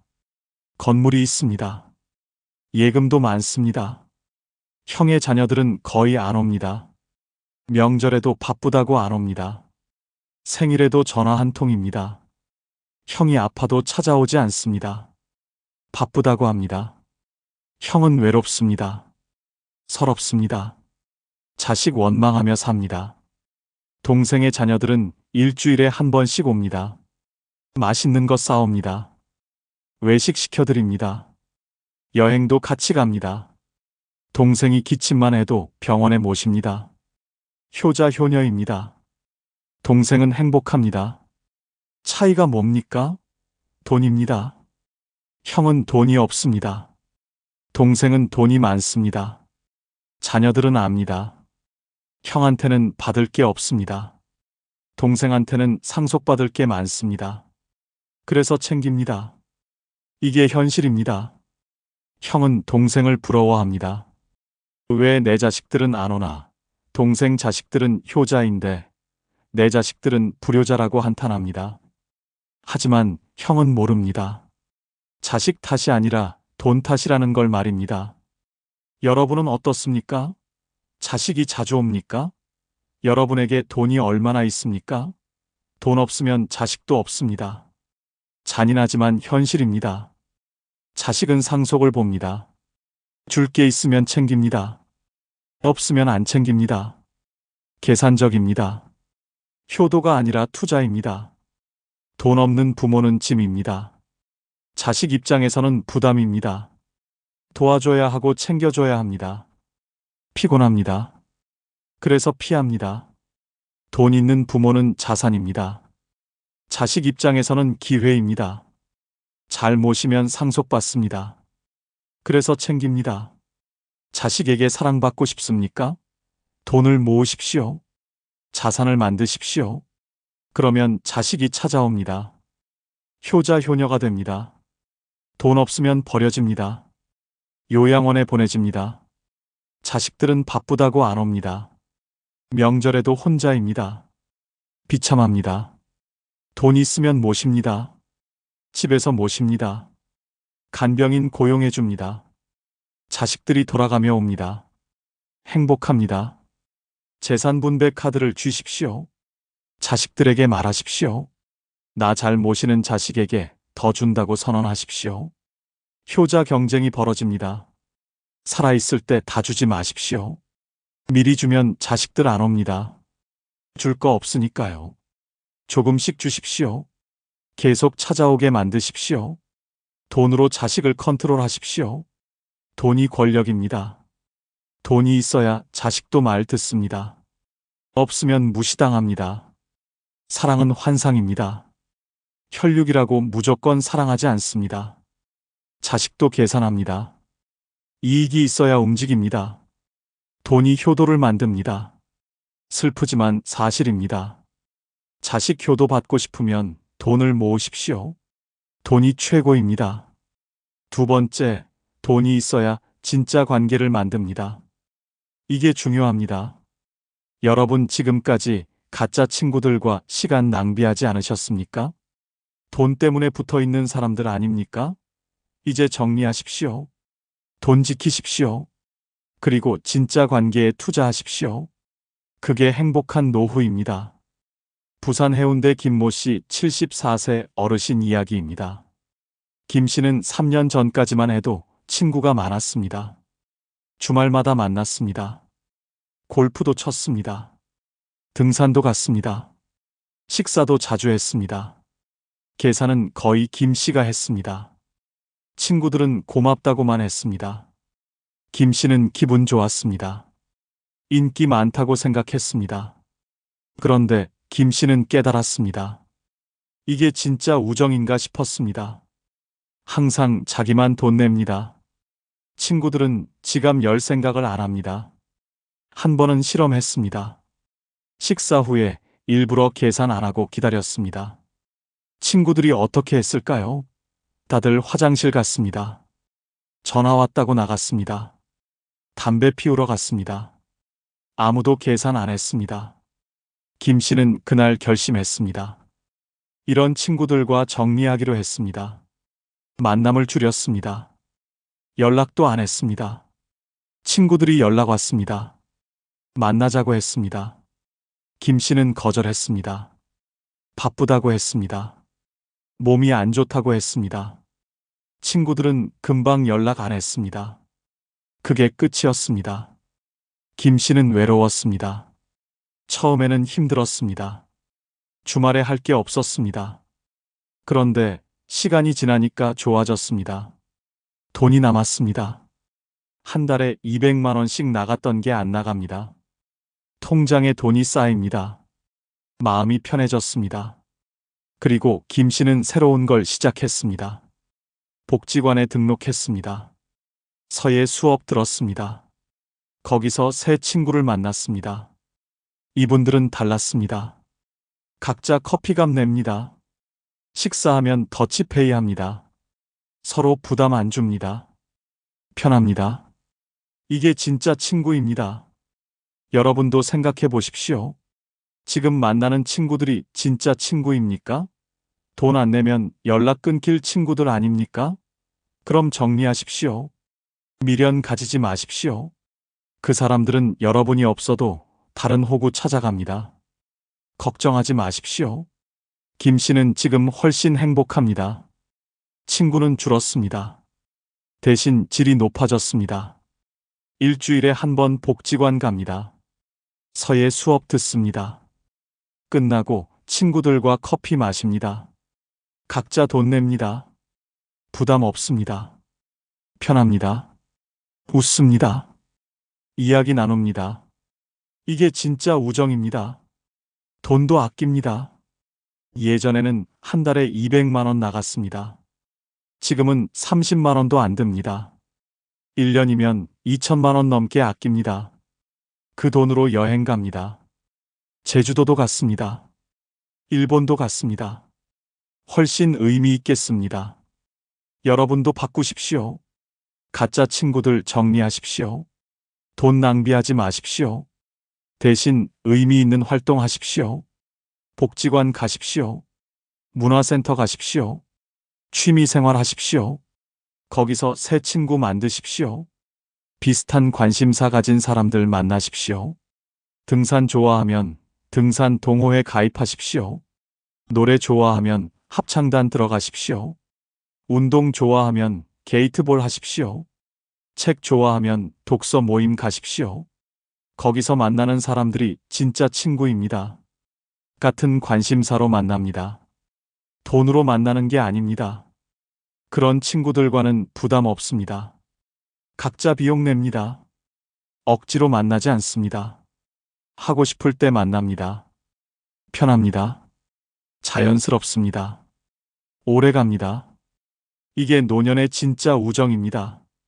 여러분도 늦지 않았습니다. 지금이라도 정리하십시오. 가짜 친구들 과감히 끊으십시오. 연락 안 오면 그대로 두십시오. 그게 답입니다. 외로워도 참으십시오. 금방 새로운 관계 만들어집니다. 돈 아끼십시오. 친구 만나느라 쓰는 돈 줄이십시오. 그 돈으로 여러분 하고 싶은 거 하십시오. 여행 가십시오. 취미 생활 하십시오. 맛있는 거 드십시오. 그게 훨씬 가치 있습니다. 훨씬 행복합니다. 진짜 친구는 적어도 됩니다. 한두 명이면 충분합니다. 서로 부담 안 주는 관계면 됩니다. 돈으로 유지되는 관계는 관계가 아닙니다. 그냥 거래입니다. 여러분은 거래 상대 필요 없습니다. 진짜 친구가 필요합니다. 돈 지키고 진짜 관계 만드십시오. 그게 행복한 노후의 비결입니다. 명심하십시오. 세 번째, 돈이 있어야 자유롭게 삽니다. 이게 진짜 중요합니다. 여러분 평생 누구 눈치 보며 사셨습니까? 자식 눈치 봤습니까? 친구 눈치 봤습니까? 이제 그만하십시오. 돈만 있으면 아무 눈치 안 봐도 됩니다. 하고 싶은 대로 사십시오. 그게 진짜 인생입니다. 서울 마포구 안모씨 69세 어르신 이야기입니다. 안 씨는 5년 전까지만 해도 자식들 눈치 보며 살았습니다. 큰아들 집에서 살았습니다. 며느리 눈치 봤습니다. 밥 먹을 때도 조심했습니다. TV 볼 때도 소리 줄였습니다. 친구 만나러 나가면 며느리가 인상 썼습니다. 늦게 들어오면 핀잔 들었습니다. 안 씨는 답답했습니다. 내 집도 아닙니다. 자유도 없습니다. 손님처럼 살았습니다. 아니, 손님보다 못했습니다. 손님은 편하게 있다 가지만 안 씨는 눈치만 봤습니다. 화장실 갈 때도 조심했습니다. 씻을 때도 시간 체크했습니다. 이게 삶입니까? 이게 노후입니까? 그러다 안 씨는 결심했습니다. 독립하기로 했습니다. 통장에 8천만 원 있었습니다.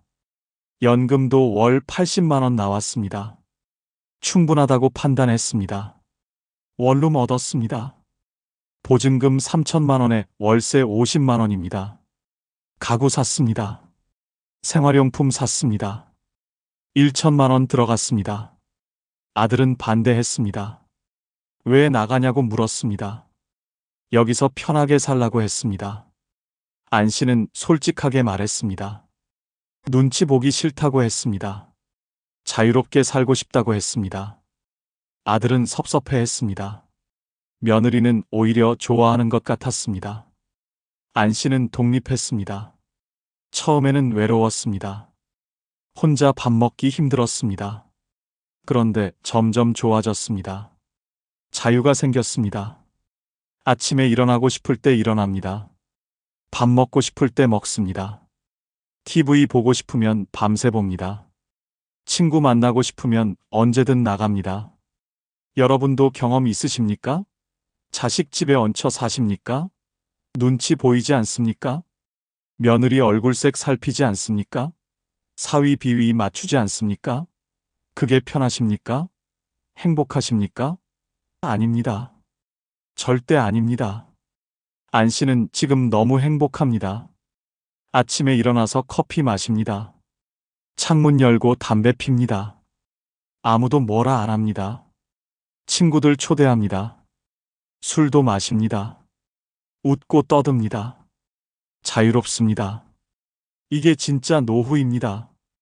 돈이 있으니까 가능한 일입니다. 월세 낼 수 있습니다. 생활비 될 수 있습니다. 자식한테 손 안 벌립니다. 그러니까 눈치 안 봅니다. 떳떳합니다. 당당합니다. 이게 돈의 힘입니다. 여러분도 독립하십시오. 자식들과 따로 사십시오. 아무리 사이 좋아도 따로 사는 게 좋습니다. 각자 생활 방식이 다릅니다. 세대 차이 있습니다. 같이 살면 스트레스입니다. 서로에게 불편합니다. 작은 집이라도 괜찮습니다. 원룸도 좋습니다. 오피스텔도 좋습니다. 중요한 건 내 공간입니다. 내 집입니다. 아무 눈치 안 보는 곳입니다. 그게 천국입니다. 돈만 있으면 가능합니다. 여행도 자유롭게 갑니다. 자식들 허락 안 받아도 됩니다. 가고 싶을 때 갑니다. 혼자 가도 됩니다. 친구랑 가도 됩니다. 일주일 가도 됩니다. 한 달 가도 됩니다. 돈 있으니까 가능합니다. 자유입니다. 취미 생활도 마음껏 합니다. 돈 쓰는 거 눈치 안 봅니다. 골프 치고 싶으면 칩니다. 등산 가고 싶으면 갑니다. 노래방 가고 싶으면 갑니다. PC방 가고 싶으면 갑니다. 누가 뭐라고 합니까? 아무도 뭐라 안 합니다. 내 돈으로 내가 씁니다. 먹고 싶은 것도 마음껏 먹습니다. 치킨 먹고 싶으면 시킵니다. 피자 먹고 싶으면 시킵니다. 배달 음식 마음껏 먹습니다. 자식들 눈치 안 봅니다. 건강 타령 듣지 않습니다. 내가 알아서 조절합니다. 안 씨는 지금 아들에게 말합니다. 독립하길 정말 잘했다고 합니다. 이제 아들 만날 때 더 반갑습니다. 며느리도 편해 보입니다. 손주들도 자주 보러 옵니다. 각자 공간이 있으니까 관계가 더 좋아졌습니다. 돈 없으면 자유 없습니다. 자식한테 빌붙습니다. 눈치 봅니다. 참습니다. 포기합니다. 그렇게 불행하게 늙어갑니다. 그러지 마십시오. 지금이라도 돈 모으십시오. 독립하십시오. 자유롭게 사십시오. 그게 여러분 남은 인생 행복하게 사는 방법입니다. 명심하십시오. 네 번째, 돈은 지금 쓰라고 있는 겁니다. 이게 가장 중요합니다. 여러분 평생 모은 돈입니다. 누가 쓸 겁니까? 자식 줄 겁니까? 나중을 위해 아낄 겁니까? 착각입니다. 완전히 착각입니다. 지금 당장 쓰십시오. 건강할 때 쓰십시오. 그게 돈의 가치를 제대로 쓰는 겁니다. 전주 완산구 박모 씨 71세 어르신 이야기입니다. 박 씨는 평생 검소하게 살았습니다. 돈 모으는 게 취미였습니다. 외식 거의 안 했습니다. 여행도 안 갔습니다. 옷도 10년 넘게 입었습니다. 통장에 1억 2천만 원 모았습니다. 자랑스러웠습니다. 나중을 위해 아낀다고 생각했습니다. 그런데 작년에 건강검진 받았습니다. 췌장암 진단 나왔습니다. 3기였습니다. 의사가 말했습니다. 빨리 수술해야 합니다. 항암 치료도 받아야 합니다. 박 씨는 충격받았습니다. 그동안 뭐 했습니까? 돈 모으느라 인생을 허비했습니다. 박 씨는 후회했습니다. 왜 여행 안 갔을까? 아내랑 유럽 가보고 싶었습니다. 미루고 미뤘습니다. 돈 아깝다고 안 갔습니다. 지금 가려고 해도 못 갑니다. 몸이 안 됩니다. 수술하고 항암 치료 받아야 합니다. 여행은 꿈도 못 꿉니다. 맛있는 것도 못 먹어봤습니다. 한우 먹고 싶었습니다. 비싸다고 안 먹었습니다. 회 먹고 싶었습니다. 아까워서 안 먹었습니다. 지금은 어떻습니까? 소화가 안 됩니다. 먹고 싶어도 못 먹습니다. 유동식만 겨우 넘깁니다. 박 씨는 아내에게 말했습니다. 미안하다고 했습니다. 당신이 가자던 여행 다 가볼 걸 그랬다고 했습니다. 먹고 싶다던 음식 다 먹어볼 걸 그랬다고 울었습니다. 아내도 같이 울었습니다. 돈은 통장에 그대로 있습니다.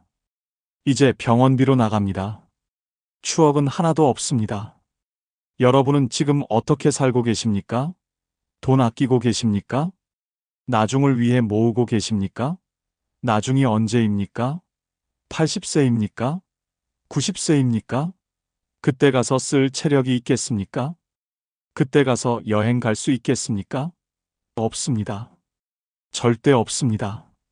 지금 쓰십시오. 건강할 때 쓰십시오. 움직일 수 있을 때 쓰십시오. 여행 가십시오. 가보고 싶었던 곳 다 가보십시오. 제주도 가십시오. 유럽 가십시오. 일본 가십시오. 동남아 가십시오. 돈 아깝다고요? 아닙니다. 추억은 돈 주고도 못 삽니다. 여행의 기억이 남은 인생을 풍요롭게 만듭니다. 맛있는 거 드십시오.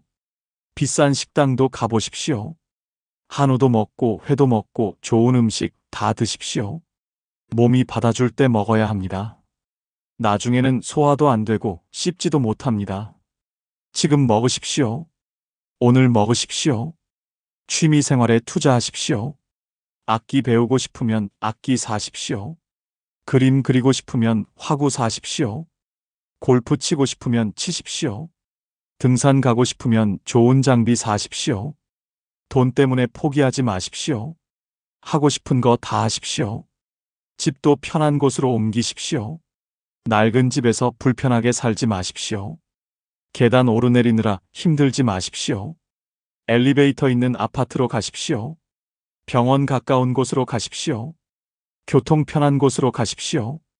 돈 아까워서 불편한 집에서 사는 건 어리석은 일입니다. 자식 주려고 아끼지 마십시오. 자식들은 스스로 벌어서 삽니다. 여러분 돈 없어도 잘 삽니다. 오히려 부모가 행복하게 쓰는 모습 보는 게 자식들도 좋습니다. 돈 아끼다 죽으면 자식들이 더 슬퍼합니다. 부모가 행복하게 사는 게 진짜 효도입니다. 박 씨는 지금 항암 치료받으면서 깨달았습니다. 돈은 쓰라고 있는 겁니다. 모으라고 있는 게 아닙니다. 지금 이 순간을 위해 있는 겁니다. 건강할 때 써야 합니다. 늦으면 후회합니다. 박 씨처럼 되지 마십시오. 여러분, 오늘부터 바꾸십시오. 하고 싶은 거 하십시오. 가고 싶은 곳 가십시오. 먹고 싶은 거 드십시오. 돈은 관 속에 못 가져갑니다. 살아있을 때 써야 합니다. 지금이 가장 젊은 날입니다. 내일은 오늘보다 늙습니다. 망설이지 마십시오. 지금 당장 시작하십시오. 5번째, 돈이 있어야 꿈을 이룹니다. 이게 마지막이자 가장 중요합니다. 여러분 평생 미뤄온 꿈이 있지 않습니까? 젊었을 때 하고 싶었던 게 있지 않습니까? 이제 하십시오. 지금 하십시오. 돈만 있으면 가능합니다. 나이는 핑계입니다. 돈이 있으면 뭐든 할 수 있습니다. 제주도 서귀포 한모 씨 70세 어르신 이야기입니다. 한 씨는 평생 꿈이 있었습니다. 카페 운영하는 꿈이었습니다. 젊었을 때부터 꿈꿨습니다. 커피 좋아했습니다. 사람 만나는 것도 좋아했습니다. 하지만 못했습니다. 돈 벌어야 했습니다. 가족 먹여 살려야 했습니다. 자식 키워야 했습니다. 꿈은 미뤘습니다. 한 씨는 65세에 퇴직했습니다. 퇴직금 받았습니다. 5천만 원이었습니다. 연금도 나옵니다. 한 달에 120만 원입니다. 한 씨는 생각했습니다. 이제 꿈을 이룰까? 아니면 그냥 통장에 넣어둘까? 자식들은 말렸습니다. 나이 들어서 무슨 카페냐고 했습니다. 조용히 쉬라고 했습니다. 한 씨는 고민했습니다. 1년을 고민했습니다. 그러다 결심했습니다. 하기로 했습니다. 66세에 시작했습니다. 늦었다고요? 아닙니다. 전혀 늦지 않았습니다. 오히려 딱 좋은 타이밍이었습니다. 한 씨는 제주도로 내려갔습니다. 작은 카페 차렸습니다. 보증금 1천만 원에 월세 80만 원짜리 가게 얻었습니다. 인테리어 했습니다. 1,500만 원 들었습니다. 커피 머신 샀습니다. 테이블 샀습니다. 의자 샀습니다. 총 3천만 원 들어갔습니다. 퇴직금 절반 넘게 썼습니다. 자식들은 걱정했습니다. 망하면 어떡하냐고 했습니다. 한 씨는 대답했습니다. 망해도 괜찮다고 했습니다. 꿈 이뤄보는 게 중요하다고 했습니다. 후회 없이 살고 싶다고 했습니다. 카페 열었습니다. 처음에는 손님 없었습니다. 하루에 2~3명 왔습니다. 한 씨는 포기 안 했습니다. 커피만 연구했습니다. 손님한테 친절했습니다. SNS도 배웠습니다. 사진 올렸습니다.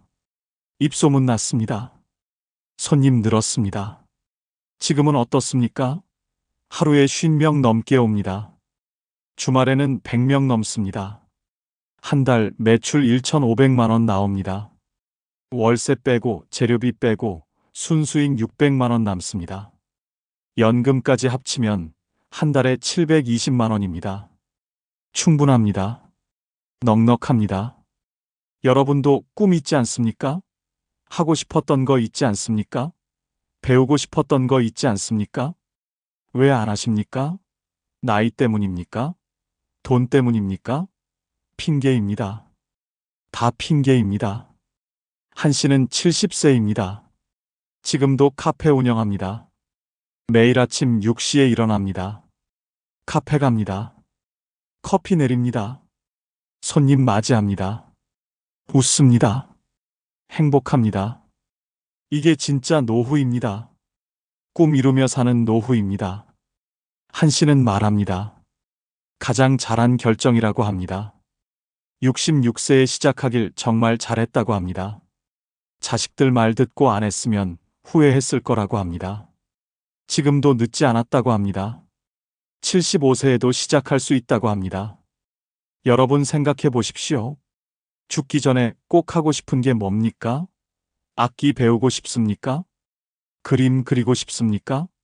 글 쓰고 싶습니까? 사업하고 싶습니까? 뭐든 좋습니다. 시작하십시오. 지금 당장 시작하십시오. 돈 아까워하지 마십시오. 꿈 이루는 데 쓰십시오. 배우고 싶으면 학원 다니십시오. 악기 사십시오. 화구 사십시오. 책 사십시오. 투자하십시오. 자기 자신에게 투자하십시오. 그게 가장 가치 있는 투자입니다. 나이는 숫자일 뿐입니다. 70세도 늦지 않았습니다. 75세도 늦지 않았습니다. 80세도 할 수 있습니다. 중요한 건 의지입니다. 돈입니다. 의지 있고 돈 있으면 뭐든 됩니다. 한 씨는 요즘 새로운 꿈 생겼습니다. 바리스타 자격증 따려고 합니다. 70세에 자격증 공부합니다. 늦었다고요?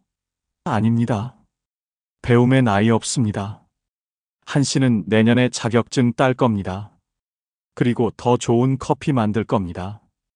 여러분도 꿈 포기하지 마십시오. 미루지 마십시오. 오늘 시작하십시오. 내일은 오늘보다 하루 늦습니다. 지금이 가장 젊은 날입니다. 망설이지 마십시오. 돈은 꿈 이루라고 있는 겁니다. 관 속에 가져갈 수 없습니다. 살아있을 때 써야 합니다. 꿈 이루는 데 써야 합니다. 그게 돈의 진짜 가치입니다.